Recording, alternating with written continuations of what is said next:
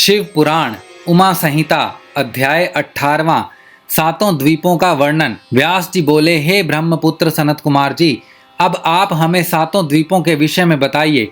यह सुनकर सनत कुमार जी बोले, हे व्यास जी, मैं आपको सातों द्वीपों के बारे में बताता हूँ। जम्बू द्वीप हिमालय के दक्षिण समुद्र से उत्तर की ओर फैला 9000 योजन जम्बू द्वीप है। यह कर्म भूमि भी कहलाता है। यहीं पर मनुष्यों को अपने द्वारा किए गए अच्छे और बुरे कर्मों का फल भोगना होता है। इंद्रदुम्न, कसेरु, तामवर्ण, गमस्तिमान नाग द्वीप, सौम्य, गंधर्व, वारुण व भारत खंड हैं। इसके दक्षिण में ऋषि मुनि निवास करते हैं। जम्बू द्वीप के बीच में क्षत्रिय, ब्राह्मण, वैश्य एवं शूद्रों का निवास है। यहीं पर मल्ल, महेंद्र, सहय, सुदामा, रेक्ष, विंध्याचल और पारियात्र 7 विशाल पर्वत हैं। पारियात्र पर्वत पर वेद स्मृति एवं पुराण प्रकट हुए। ये सभी सदग्रंथ पापों का नाश करने वाले हैं। ऋक्ष द्वीप ऋक्ष पर्वत का विशाल क्षेत्र ऋक्ष द्वीप के नाम से जाना जाता है। इसी स्थान से समस्त पापों का नाश करने वाली गोदावरी, भीमरती, ताप्ती व अन्य नदियां बहती हैं।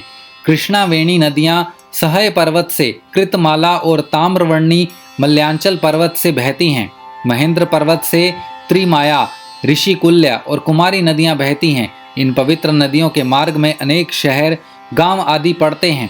ये पवित्र नदियां वहां निवास करने वालों की प्यास को शांत करती हैं। यही नहीं, उनके पापों का नाश भी इनके जल स्पर्श से हो जाता है। प्लक्ष द्वीप शार समुद्र से घिरा हुआ है। इसी द्वीप पर गोमत, चंद्र, नारद, दुर्दुर, सोनक, सुमन, बैभ्रार्ज नामक पर्वत हैं। अनुतप्त, शिखी, पापहनी, त्रिदिवा, कृपा, अमृता, सुक्रभा नामक 7 नदियां प्लक्ष द्वीप की शोभा बढ़ाती हैं। यहाँ के मनोहर वातावरण में देवता और गंधर्वों सहित अनेक जातियां निवास करती हैं।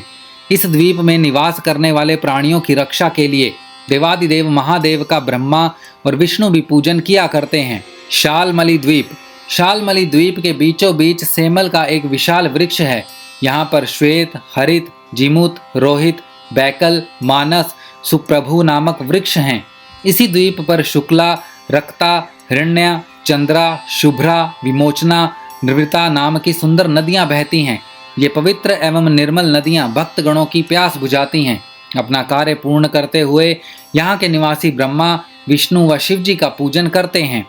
क्रोंच द्वीप धृतोत समुद्र के बाहरी दही से घिरा है। विशाल क्षेत्र में फैला द्वीप है।